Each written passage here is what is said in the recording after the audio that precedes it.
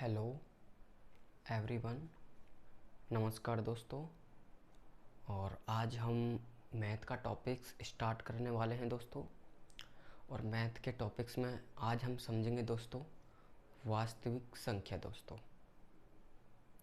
और वास्तविक संख्या जो है दोस्तों इंग्लिश में बोलते हैं रियल नंबर दोस्तों। तो दोस्तों सबसे पहले हम चैप्टर स्टार्ट करने से पहले दोस्तों हम वास्तविक संख्याओं को समझेंगे दोस्तों पहले। तो चलते हैं दोस्तों। तो दोस्तों हम समझेंगे वास्तविक संख्या। दोस्तों इंग्लिश में बोलते हैं रियल नंबर। ठीक है दोस्तों। तो चैप्टर स्टार्ट करने से पहले दोस्तों हमें उस चैप्टर के बारे में समझना होता है। ठीक है दोस्तों। तो ये देखो हमारे लेसन का ही नाम है वास्तविक संख्याएं दोस्तों। और यदि हमें वास्तविक संख्याओं के ही बारे में जानकारी नहीं है तो फिर हमारी समझ में लेसन कहाँ से आ जाएगा दोस्तों। लेसन समझ में फिर हमारे कहाँ से आ जाएगा दोस्तों। तो इसीलिए दोस्तों एक्सरसाइज स्टार्ट करने से पहले दोस्तों हम समझेंगे कि वास्तविक संख्या क्या होती है दोस्तों। ठीक है। तो दोस्तों हमने हेडिंग डाल ली है दोस्तों वास्तविक संख्याएं। वास्तविक संख्याएं तो हम समझेंगे वे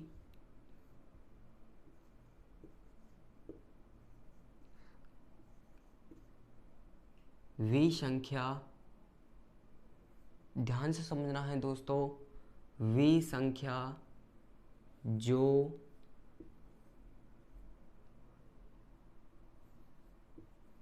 परिमेय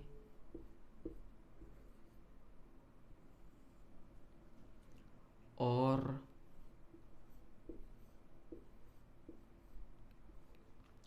अपरिमेय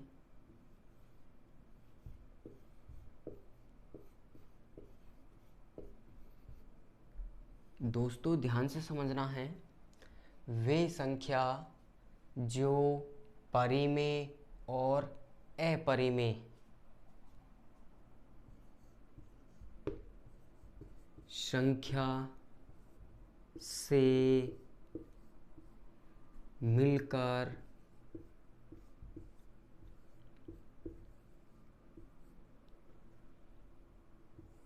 दोस्तों वे संख्या जो परिमेय और अपरिमेय संख्या से मिलकर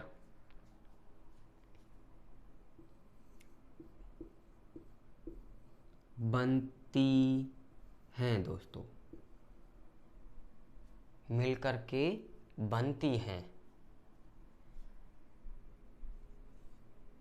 उन्हें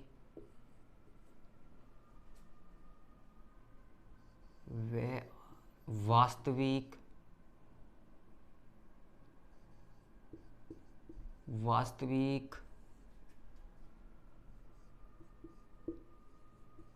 संख्या कहते हैं। देखो दोस्तों मैं आपको एक बात बता देता हूँ। देखो डेफिनेशन हम दो प्रकार से बना सकते हैं दोस्तों। वास्तविक संख्या की डेफिनेशन दो प्रकार से बना सकते हैं दोस्तों। कैसे? एक तो डेफिनेशन ये है आपकी फर्स्ट, सबसे ज़्यादा ये डेफिनेशन आपको मिलेगी लिखी हुई किताबों में भी। जो डेफिनेशन मिलती है वो दोस्तों ये मिलती है वास्तविक संख्या की डेफिनेशन दोस्तों। तो वास्तविक संख्या की डेफिनेशन फिर दोबारा समझेंगे ध्यान से, वे संख्या जो परिमेय और अपरिमेय संख्या से मिलकर बनती हैं दोस्तों, उन्हें वास्तविक संख्या कहते हैं। दोस्तों हमें एक चीज़ ध्यान रखनी है, इसमें हमें ये देखो, ये क्या है, ये हमारी परिमेय संख्या होगी दोस्तों, और ये होगी हमारी अपरिमेय संख्या दोस्तों। तो देखो मैं आपको समझा देता हूँ दोस्तों, ये वास्तविक संख्या तब तक समझ में नहीं आएगी जब तक कि हमें मालूम नहीं होगा कि परिमेय संख्या और अपरिमेय संख्या क्या होती है। समझ में आ रही है दोस्तों? वास्तविक संख्या कब समझ में आएगी हमारे? तब समझ में आएगी दोस्तों जब हमें पता होगा कि परिमेय संख्या और अपरिमेय संख्या क्या होती है दोस्तों। ठीक है दोस्तों, तो सबसे पहले वास्तविक संख्या को समझने से पहले दोस्तों, तो फिर हमें परिमेय और अपरिमेय संख्याओं के बारे में जानना होगा दोस्तों। और जब मैं आपको वास्तविक संख्या के उदाहरण समझाऊंगा दोस्तों, एग्जाम्पल समझाऊंगा। ठीक है दोस्तों, तो चलते हैं सबसे पहले कि परिमेय संख्या क्या होती है दोस्तों। तो हमें हेडिंग डालनी है दोस्तों, परिमेय संख्या।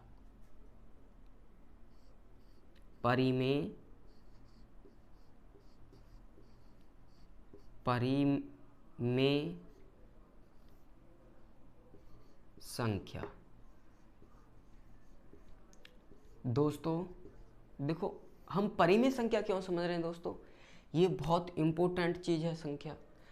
दोस्तों मैं आपको बताता हूँ, संख्याओं के बारे में समझना बहुत अच्छी बात है दोस्तों। यदि हमें संख्याओं का ज्ञान है ना, तो मैथ में हम कभी मार नहीं खाएंगे दोस्तों। आगे तक के लिए भी, ये नहीं है कि 10वीं क्लास में सिर्फ संख्या आती है, आगे भी आप पढ़ाई करोगे अपनी, तो आगे भी आपके काम आएंगी दोस्तों। तो इसीलिए हमें थोड़ा ध्यान से समझना है दोस्तों कि परिमेय संख्या क्या होती हैं। ठीक है दोस्तों, तो देखिए परिमेय संख्या की डेफिनेशन क्या बनेगी दोस्तों। तो वे संख्या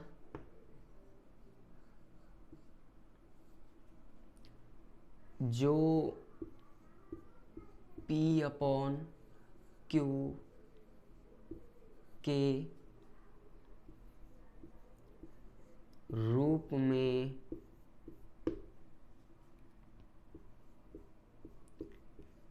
लिखी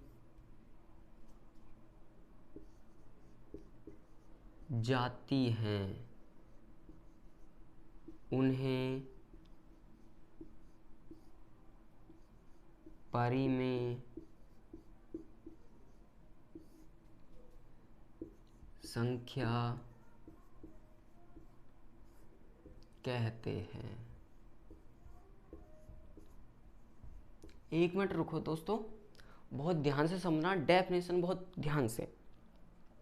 देखो परिभाषा क्या है, वे संख्या जो P/Q के रूप में लिखी जाती हैं उन्हें परिमेय संख्या कहते हैं दोस्तों।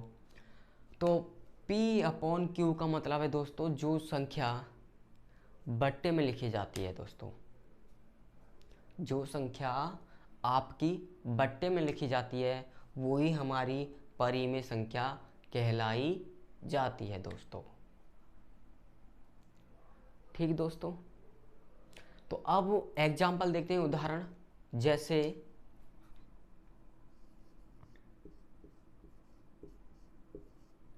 जैसे दोस्तों हमने मान लिया 2/7, 3/5,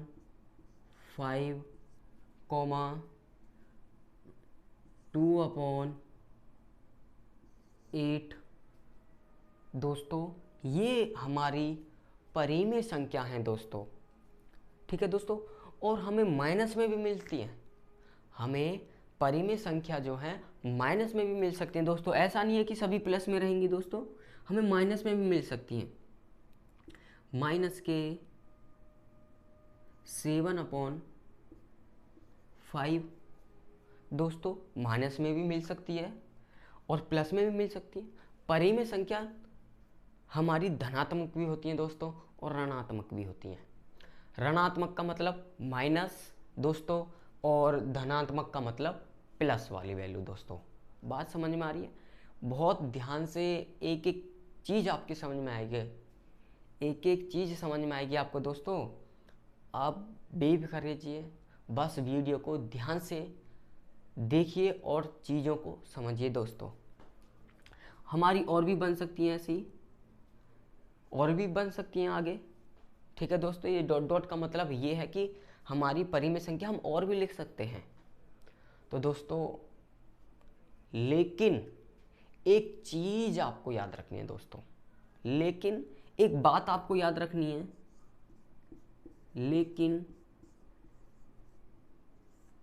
लेकिन Q नॉट इक्वल 0 दोस्तों,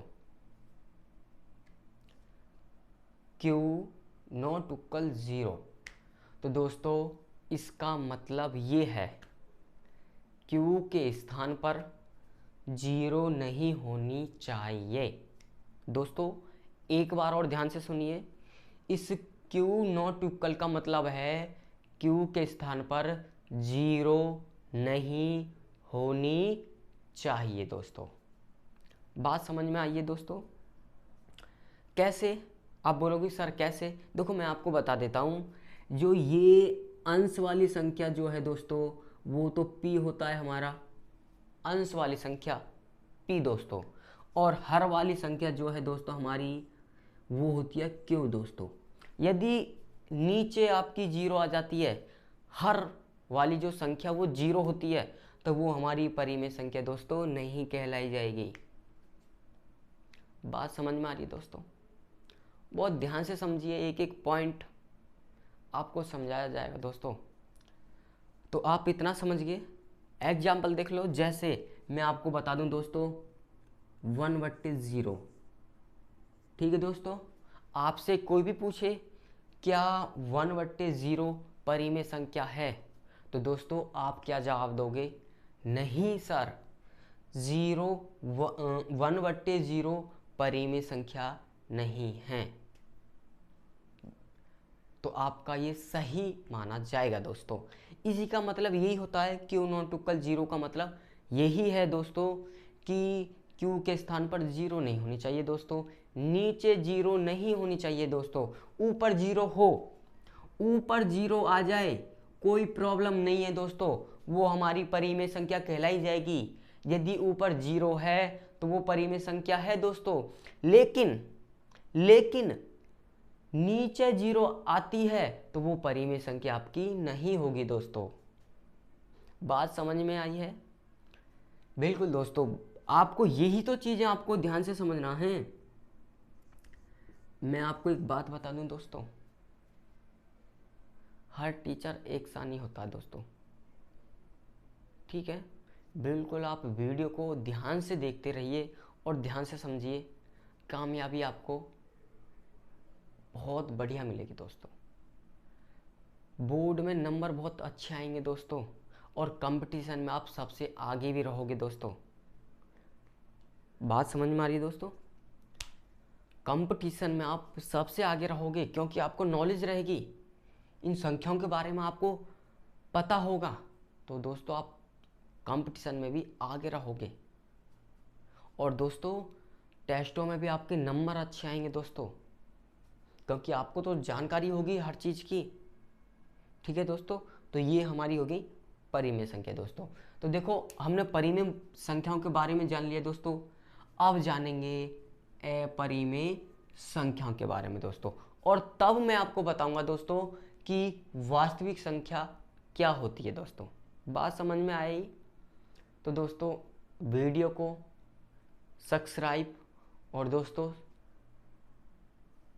शेयर भी करें दोस्तों को, ताकि सभी पता चले। तो दोस्तों अब हमने परिमेय संख्याओं के बारे में जान लिया है दोस्तों, और फिर अब आपको समझाया जाएगा अपरिमेय संख्याओं के बारे में दोस्तों। इतने आप इसका स्क्रीन वो ले लीजिए। तो दोस्तों फिर हम आपको समझाने वाले हैं अपरिमेय संख्याओं के बारे में।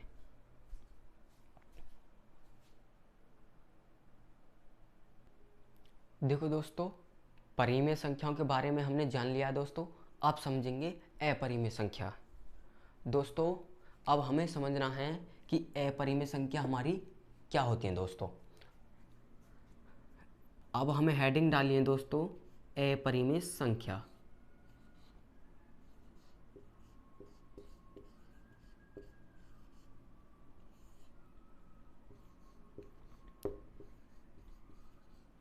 दोस्तों, अब हमें समझना है अपरिमेय संख्या। दोस्तों मैं आपको बता देता हूँ, ये अपरिमेय संख्या बहुत ज़्यादा इम्पोर्टेंट है दोस्तों, बहुत ज़्यादा इम्पोर्टेंट। क्वेश्चन बनता है कॉम्पिटिशनों में, क्वेश्चन आता है परिमेय संख्याओं से, वास्तविक संख्याओं से, परिमेय संख्या। ये संख्याएं आपकी दोस्तों बहुत सारी होती हैं, पर देखो मैं आपको चैप्टर के अनुसार ही पढ़ाऊँगा संख्याओं के बारे में। वास्तविक संख्या ये आपका चैप्टर है गणित, पहला ही चैप्टर है गणित में आपका, ये पहला ही चैप्टर है। और क्लास 10th दोस्तों, क्लास 10th कक्षा 10 दोस्तों, हम कक्षा 10 की बात कर रहे हैं दोस्तों। और कक्षा 10 में ये आपका पहला लेसन है वास्तविक संख्या दोस्तों, बहुत ध्यान से समझना है, ठीक है। इम्पोर्टेंट चैप्टर है दोस्तों। तो हमें वास्तविक संख्याओं के बारे में जानना है दोस्तों। तो वास्तविक संख्याओं के बारे में जानने से पहले दोस्तों हमें परिमेय और अपरिमेय संख्याओं के बारे में जानना है, तभी हमारी समझ में आएंगी वास्तविक संख्याएं। तो दोस्तों देखो, परिमेय संख्या के बारे में हम पढ़ चुके हैं, तो अब समझेंगे अपरिमेय संख्याओं के बारे में दोस्तों। तो अपरिमेय संख्या क्या होती हैं, वो चीज़ आपको थोड़ा ध्यान से समझना है।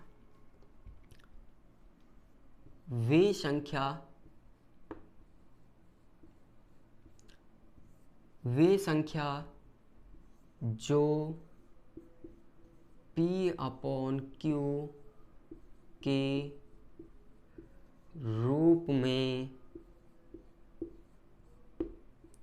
नहीं लिखी जाती हैं। दोस्तों डेफिनेशन बहुत ध्यान से समझनी है। वे संख्या जो P/Q के रूप में नहीं लिखी जाती है, उन्हें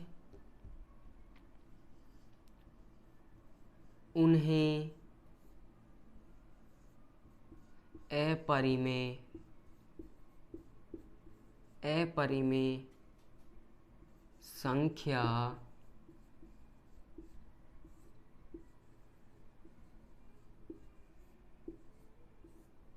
कहते हैं। दोस्तों फिर एक बार ध्यान से समझिए दोस्तों, वे संख्या जो P/Q का मतलब दोस्तों, जो संख्या बट्टे के रूप में नहीं लिखी जाती है, उन्हें अपरिमेय संख्या कहते हैं दोस्तों। ठीक दोस्तों, बात समझ में आई। अब एग्जाम्पल समझेंगे।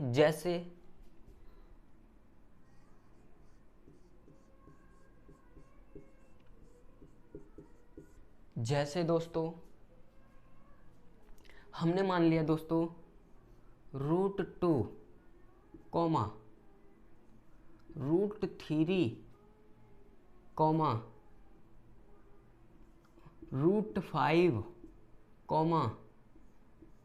पाई, दोस्तों। और मैं आपको बता दूं, ये हमारी होती हैं अपरिमेय संख्या दोस्तों।